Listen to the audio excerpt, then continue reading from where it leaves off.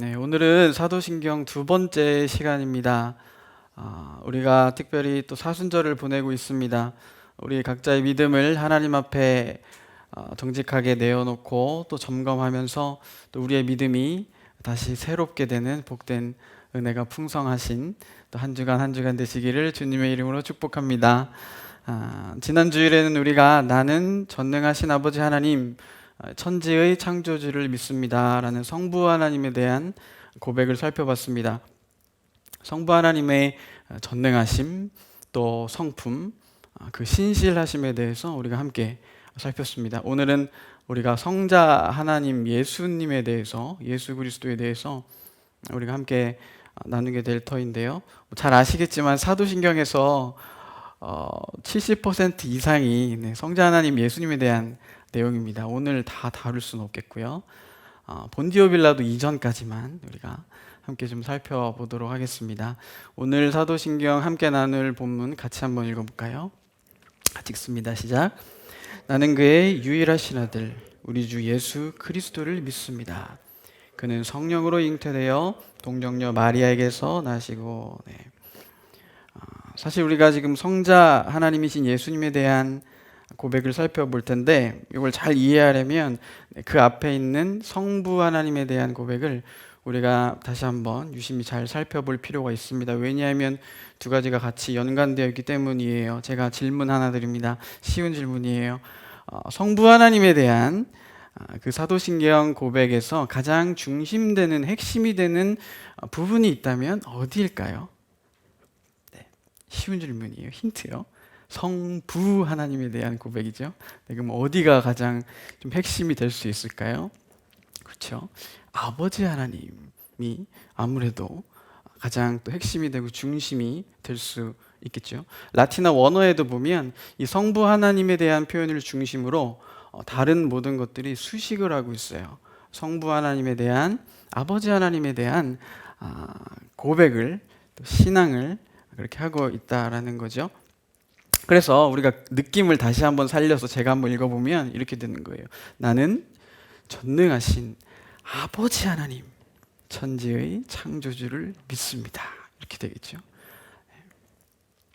그럼 이 아버지 하나님에 대한 고백이 그렇게나 중요한 거라면 과연 이것이 우리에게 무슨 의미인가? 무엇을 의미하는가? 질문해 볼 수 있겠어요. 여러분, 아버지라는 말에는 어떤 대상이 전제되어 있는 말이죠? 자녀라는 말이 전제되어 있죠. 우리가 자녀가 없는 분께 아버지라고 하진 않잖아요. 그렇죠?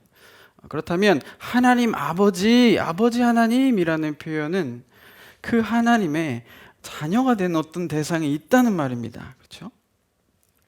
하나님께서 천지를 창조하실 때에 우리를 당신의 자녀로 지으시고 당신은 아버지로 존재하신다라는 거예요.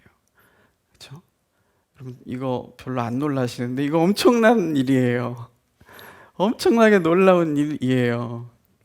천지를 지으신 그 창조주가 계신데 그분이 나의 아버지시고 내가 그분의 자녀라는 거예요. 우리가 많은 경우 오해해서 이 하나님의 자녀라는 우리의 정체성이 신약 시대에 와서야 우리 믿는 자들에게 주어졌다. 또 이렇게 잘못 알고 있는 경우가 있는데 아닙니다.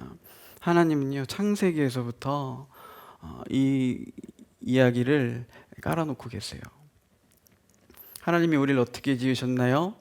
하나님이 자기 형상 곧 하나님의 형상대로 누구를 사람을 창조하시되 남자와 여자를 창조하시고 자기의 형상을 우리 가운데 두셨다는 것은 하나님이 우리와 인격적인 관계, 연합, 교제, 소통의 관계를 가지고자 우리 사람을 그렇게 특별히 창조하셨다라는 거예요.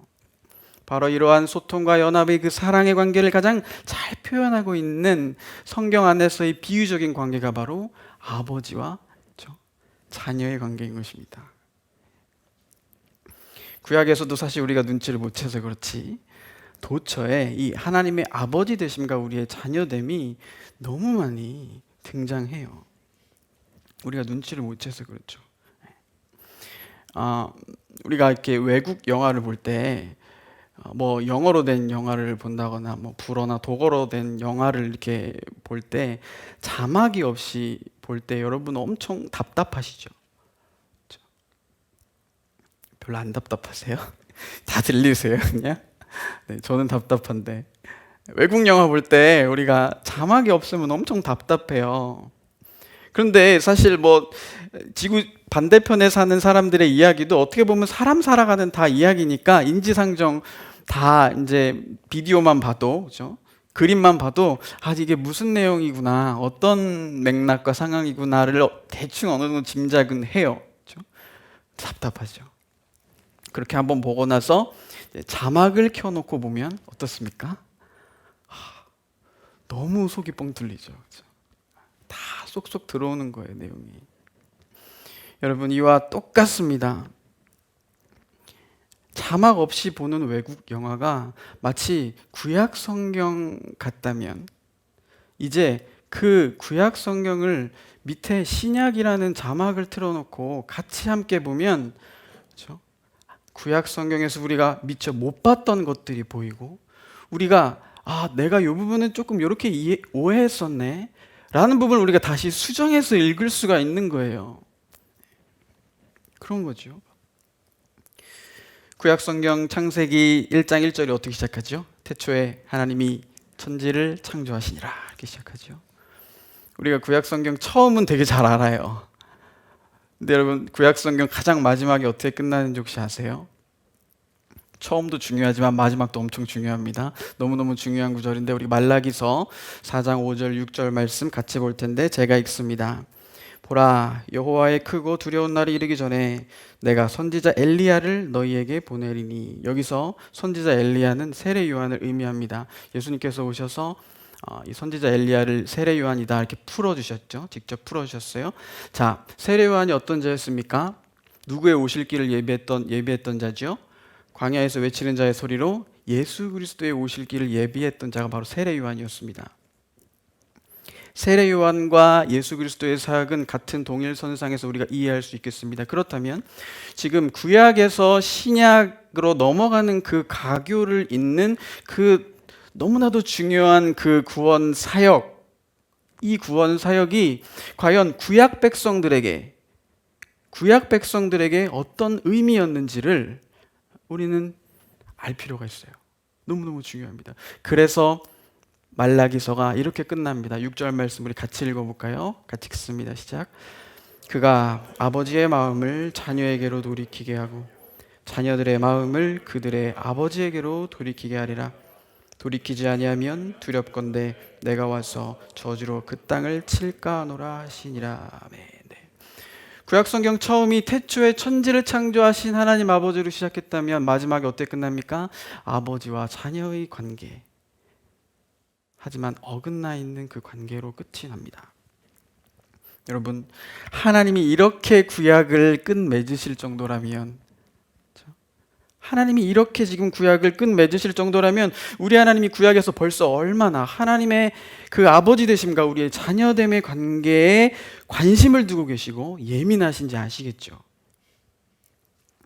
어떻게 보면 우리가 고백하는 사도신경 첫 문장, 나는 전능하신 아버지 하나님, 전지의 창조주를 믿습니다 라는 고백에는요, 구약 성경에 내내 흐르는 그 하나님 아버지의 마음이 그대로 담겨있는, 간략하게 요약해 놓은 그 한 문장이라고 할 수 있겠어요.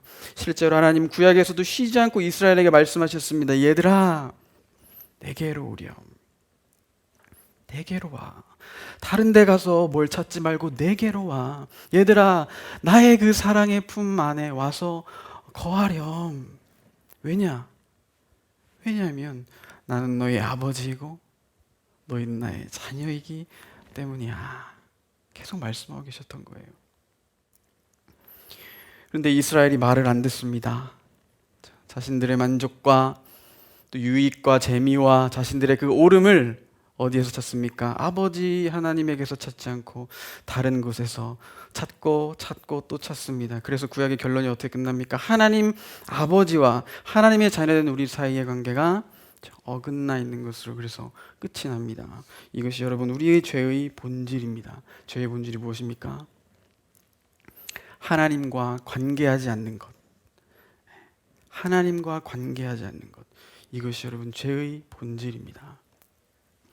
내가 하나님을 정말로 기뻐하고 내가 하나님을 정말로 즐거워하면서 그 풍성한 영광과 그 사랑 가운데 하나님과 이 깊은 인격적인 관계와 연합을 이루어야 하는 하나님의 그 자녀로서의 정체성 우리가 망각하게 되면 우리는 서서히 나도 모르게 죄의 길로, 죄의 문으로 성큼성큼 달려가게 됩니다. 다른 것들과 깊은 관계를 맺게 되고요.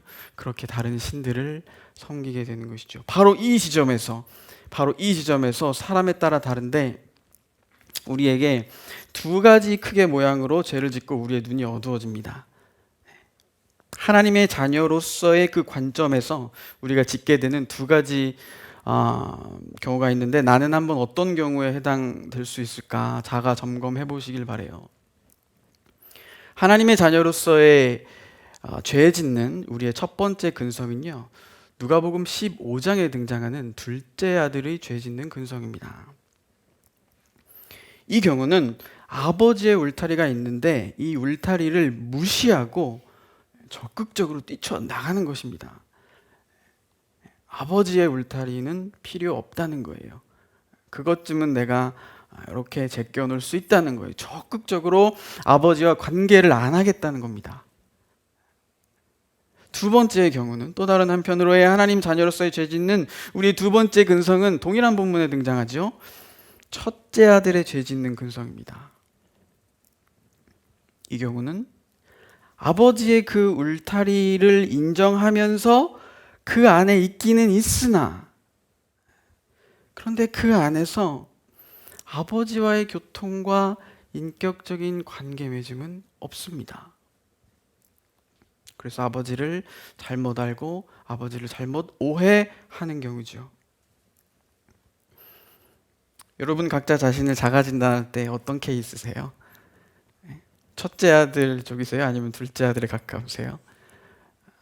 제 경우를 이렇게 생각해 보면 첫째 아들의 고약함도 제 안에 있고 둘째 아들의 고약함도 제 안에 있어서 이 두 가지가 막 정신없이 섞여서 이게 있는 경우를 보게 돼요. 그런데 아무래도 제가 또 목회자다 보니까 아버지의 그 울타리 안에 있는 경우가 많기는 한데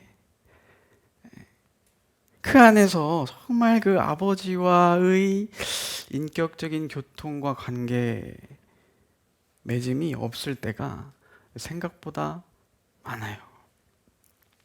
생각보다 많더라고요. 그러다 보면 어떻게 되는지 아십니까? 바리새인과 서기관들의 믿음이 되는 거예요.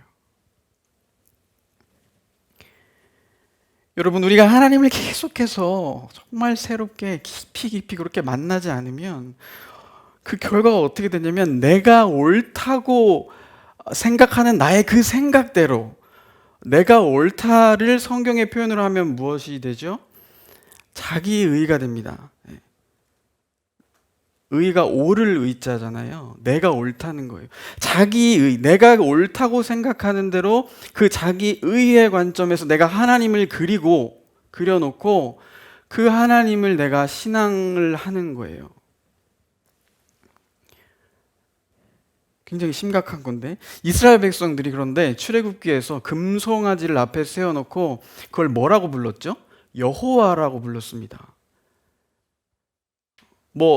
이방 부족 신들의 그 우상인 바알과 아세라로 그걸 부른 게 아니고 금송아지를 세워놓고 그걸 여호와라 불렀다니까요. 여러분 이게 왜 그랬을까요? 하나님을 계속 만나지 않았기 때문에 그래요. 하나님 계속 만나지 않았기 때문에 그래요.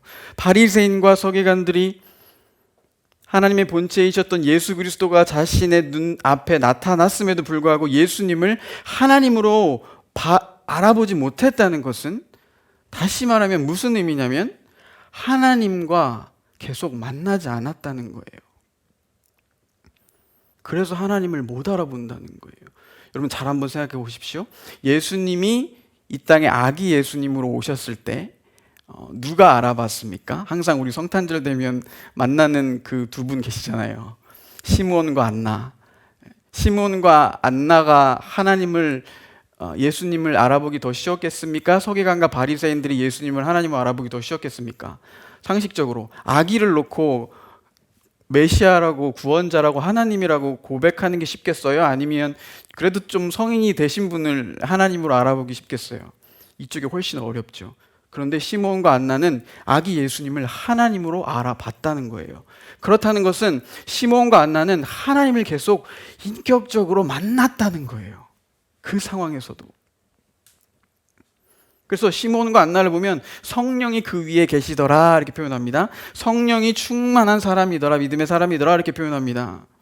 여러분, 시므온과 안나처럼 성령이 충만한 사람 되시기를 주님의 이름으로 축복합니다. 그래야 우리가 하나님을 바로 알고 바로 만날 수가 있는 것입니다. 여러분, 우리가 울타리 안에 있으나 하나님과 정말 인격적으로 실제적인 만남을 계속해서 갖지 않으면 우리 관념 속에 엉뚱한 하나님의 그 모습들이, 표상들이 우리도 모르게 스리슬쩍 들어온다는 거예요. 여러분, 그건 믿음이 아니고 우린 그것을 일컬어서 신념이라고 합니다. 성경은 우리에게 신념을 요구하지 않습니다. 우리에게 믿음을 요구합니다. 남 이야기가 아니고 오늘의 우리의 이야기다라는 것이죠. 제가 가끔 예능 프로그램 중에 슈퍼맨이 돌아왔다 봅니다. 다들 아세요? 보시나요? 재밌게 보는데 거기서 하루는 박주호 선수 가정이 이렇게 나오는 거예요. 박주호 선수가 이제 축구 선수잖아요. 그래서 박주호 선수가 이제 시합이나 뭐 경기 훈련들을 이제 할 때는 집을 이제 수개월씩 몇 개월씩 비우게 되는 거예요. 근데 문제는 이 집에 애가 셋이 있는데 막내가 이제 아직 어린 애기 같아요. 애기예요. 그러니까 이제 박주호 선수가 뭐 몇 개월 동안 훈련 시합 뛰고 다시 집에 오면 이 아빠를 못 알아보는 거예요. 그렇죠? 몇 개월 동안 집을 비웠으니까, 애기니까 아직. 박주호 선수가 이제 그 상황이 예능 프로그램이니까 막 재밌게 박수 치면서 깔깔깔 웃으면서 재밌다 재밌다 하는데 한편으로 아빠로서 조금 뭔가 좀 그렇고 좀 마음이 좀 그런 거죠. 짠한 거죠. 그런데 더 짠한 것은 뭐냐면 이제 아빠가 이제 몇 개월 동안 없었으니까 나름대로 애가 셋인데 첫째, 둘째가 머리를 이제 지혜를 좀 써서 막내한테 아빠 안 잊어버리게 하려고 아빠의 사진이 이렇게 박힌 베개가 있더라고요. 첫째, 둘째가 이제 막내한테 이제 계속 그 베개 아빠의 모습을 가리키면서 이게 아빠야, 아빠 잊으면 안 돼, 아빠야 이렇게 했어요. 훈련 아닌 훈련을 받은 거죠, 그 막내가. 그러고 나서 이제 아빠가 몇 개월 뒤에 딱 왔잖아요. 실제 아빠 모습을 봤는데 이 애기가 아빠 하고 가서 안길 줄 알았는데 도리어 아빠를 딱 본 순간 동공에 막 지진이 오면서 뒷걸음질을 치는 거죠. 낯선 사람이다라는 거예요. 내가 모르는 사람, 낯선 사람이다. 뒷걸음질을 막 치는 거예요. 첫째, 둘째가 왜 그래? 아빠잖아. 아빠한테 가야지 하니까 이 막내가 아니라는 거예요. 아빠 아니래. 그 다음에 막내가 어디 갔을까요? 베개로 가는 거예요. 베개로 가서 이게 아빠라고 저게 아빠 아니라고. 여러분, 진짜 아빠를 눈앞에 두고 베개 앞에 가서 그게 아빠라고 하는 해프닝 장면을 보면서 제가 많은 생각을 하게 됐습니다. 여러분, 우리가 아빠, 아버지 되신 실제 살아계신 하나님을 계속 만나야 됩니다. 우리는 계속 깊이 그렇게 만나야 해요. 그런데 우리 하나님의 자녀로서 우리 안에는 첫째 아들이 죄 짓는 근성도 있고 둘째 아들이 죄 짓는 근성도 있어서 이 두 가지의 모양과 경우는 다 다르지만 한결같이 똑같은 점은 뭐냐면 두 가지 모두 내가 옳다, 그렇죠? 자기의, 내가 옳다고 생각하는 그 입장에서 자기의의 관점에서 하나님을 계속 그리고 있고 그리고 그 하나님을 신앙하고 있다라는 거예요. 우리가 살아계신 하나님과 인격적인 만남과 부딪힘이 계속 없으면 내가 옳은 대로 내가 경험한 대로 하나님을 그리게 되고, 그렇죠? 그렇게 하나님을 신앙한다라는 거예요. 마치 어린 막내 아기가 그 베개를 가리키면서 아빠, 그게 아빠다 라고 주장했던 것처럼 말입니다. 무엇이 원인의 발단이었습니까? 아버지와 자녀의 관계로 표현된 하나님과 우리와의 깊은 연합, 사귐, 교제, 교통, 하나님과 인격적인 관계를 통해서 하나님 날마다 만나면서 그것이 나의 즐거움으로 삼지 않는다면, 그것이 나의 기쁨이 되지 않는다면 여러분, 우리 기독교는 그저 하나의 종교로 그냥 전락하고 버리게 되는 것이죠. 구약시대 말미에 상황이 지금 이런 상황이었습니다. 그래서 말라기가 그렇게 끝나는 것이죠. 하지만 위기가 또 곧 기회라는 말이죠. 우리 하나님 가만 계실 분이 아니십니다. 계속 우리를 포기하지 아니하시고 어떻게 보면 우리를 추적해 오시는 분 같아요. 그게 또 사랑이죠. 아버지의 사랑. 우리 안에 있는 자기 의를 하나님의 의로 바꾸실 분을 보내십니다. 자기 의가 뭐라고 했습니까? 하나님과 교통하지 않는다면 내가 옳다고 생각하는 거에 계속 꽂혀 있습니다. 그렇기 때문에 내가 옳습니다의 자리에서 누가 옳습니다? 하나님이 옳으십니다의 자리로 나를 데려가실 분을 보내셨다는 거예요. 그래서 내가 오해하고 있었던 하나님의 형상들을 제거하고 나를 거룩하고 온전하신 아버지 하나님, 천지의 창조주로 나를 인도하실 분을 보내신다라는 거예요. 그래서 뭐 하시려고요? 여러분, 이게 중요해요. 그래서 뭐 하시려고요? 왜 보내셨어요? 어긋나 있던 하나님 자녀로서의 정체성을 다시 회복시키셔서 당신과의 깊은 사귐으로 우리를 재초대하실 온전한 하나님의 영광스러운 아들 우리 가운데 보내셨습니다. 그 이름 바로 예수 그리스도이십니다.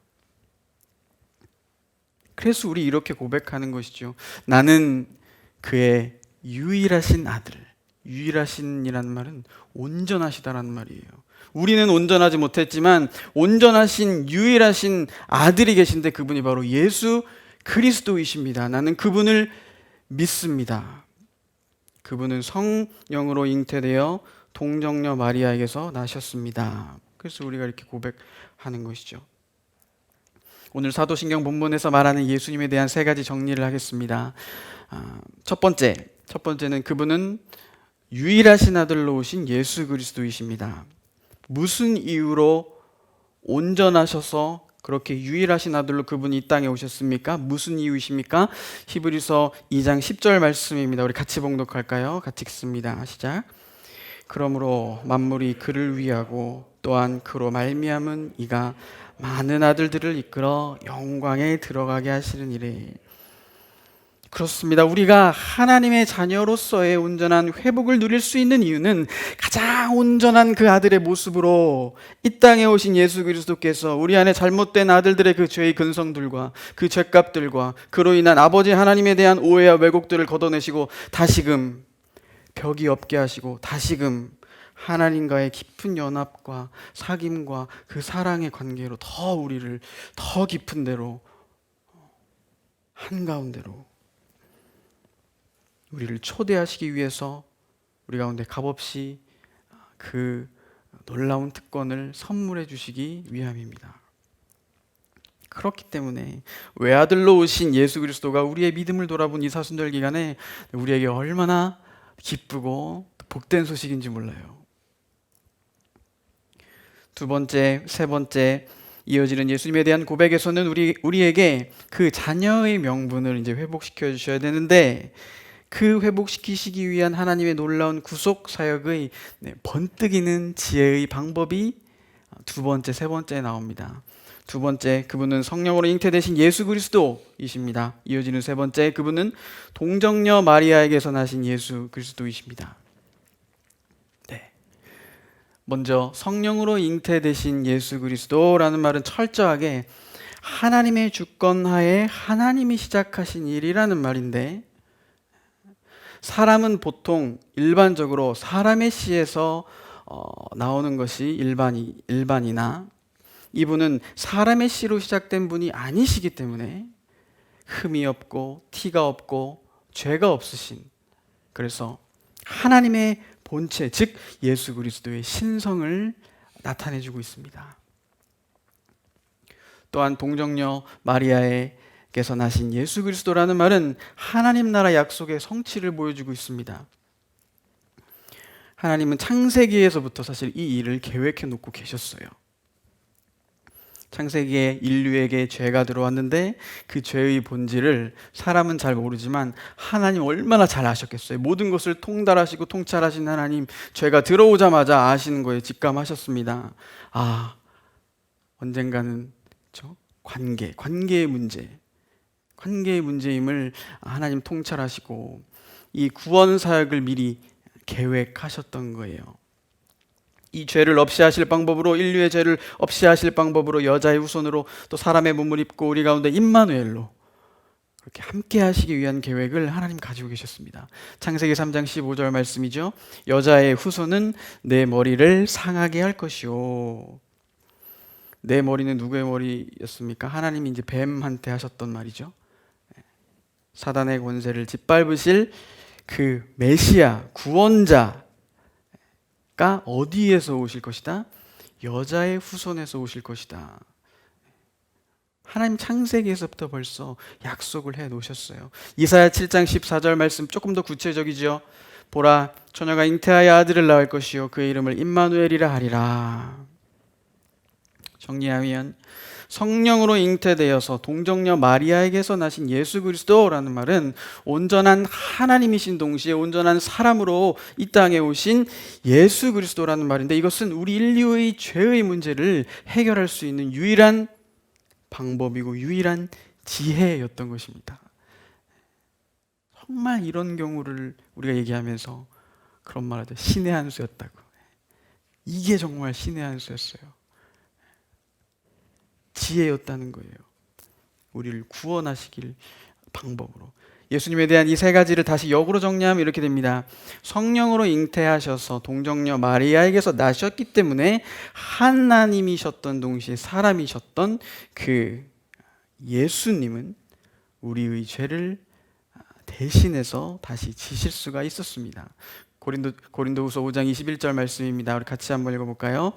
하나님이 죄를 알지도 못하신 이를 우리를 대신하여 죄로 삼으신 것은 우리로 하여금 그 안에서 하나님의 의가 되게 하려 하심이라면, 네, 예수 그리스도로 하여금 우리의 죄를 지금 속량시키셔서 씻기셔서 지금 자기 의를 내려놓게 하시고, 우리가 쓰고 있었던 안경, 그 자기 의를 내려놓게 하시고 다시 새로운 렌즈 안경을 씌워 주신다는 건데, 무슨 안경? 하나님의 의, 하나님의 오르심을 다시 씌워 주신다는 거예요. 여러분, 이렇게 하신 이유 도대체 무엇입니까? 이게 중요해요.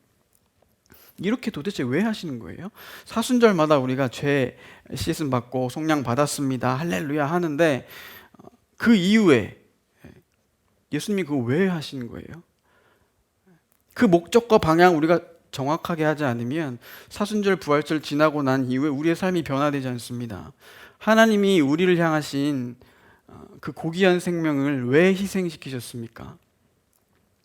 하나님의 의의 렌즈를 다시 씌워주셔서 하나님 도대체 뭐 하시려 하는 겁니까?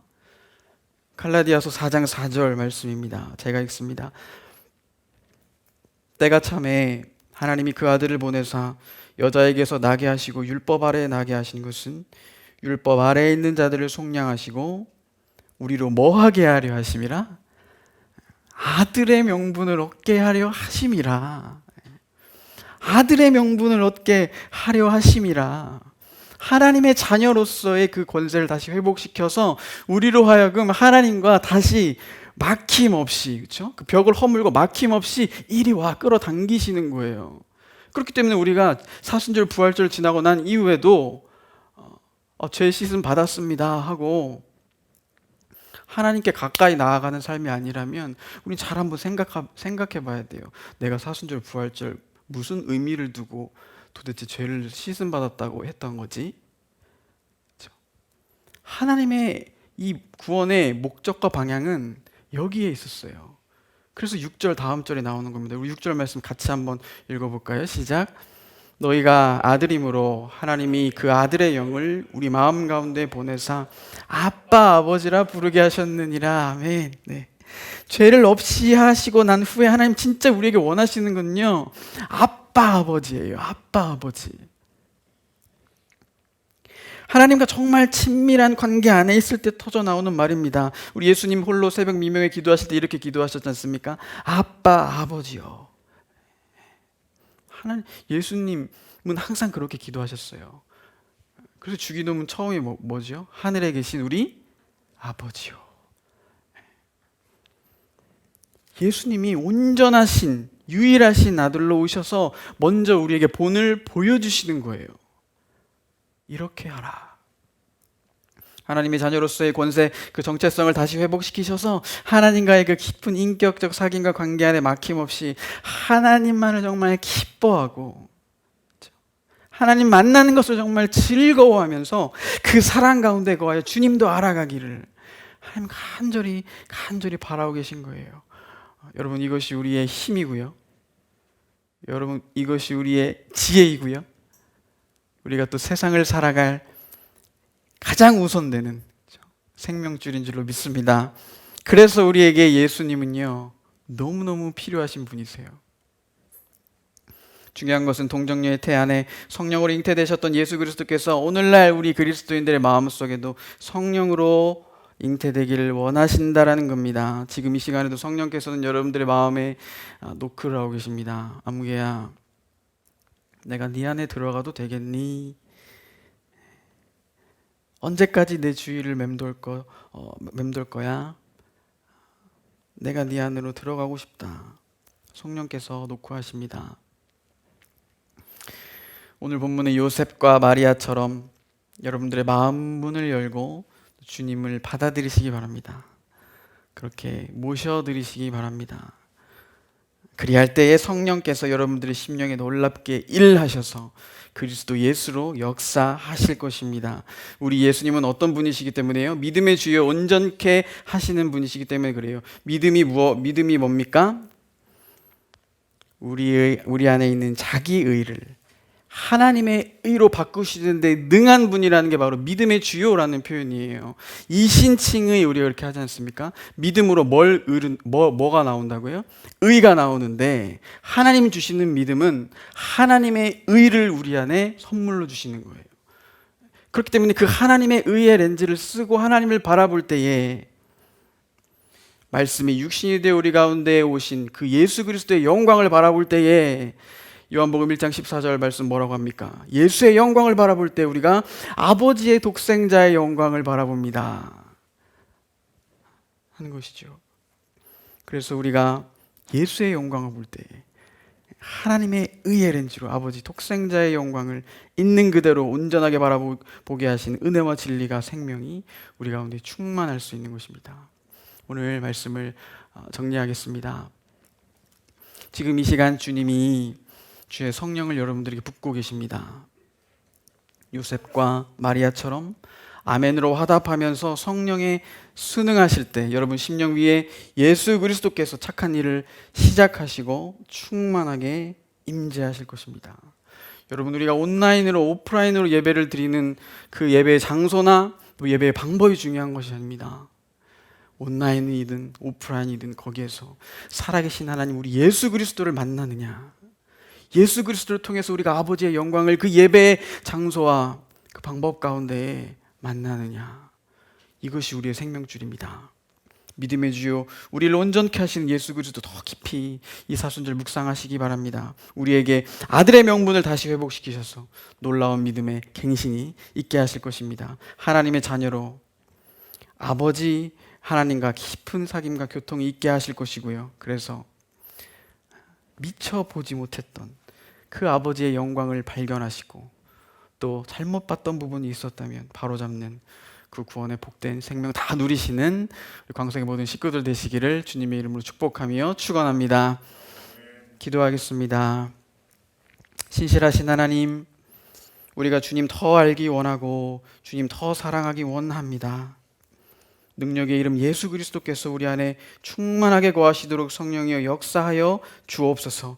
하나님의 의를 덧입혀 주시고 자녀의 명분이 회복되어 아버지 하나님과 막힘없이 만나 당신의 깊은 넓은 사랑 안에 거하게 하여 주옵소서. 이것이 우리의 즐거움이 되고 이것이 우리의 기쁨이 되며 이것이 우리가 세상 살아갈 힘과 지혜가 되게 하여 주옵소서. 감사드리며 예수님의 이름으로 기도하옵나이다. 아멘.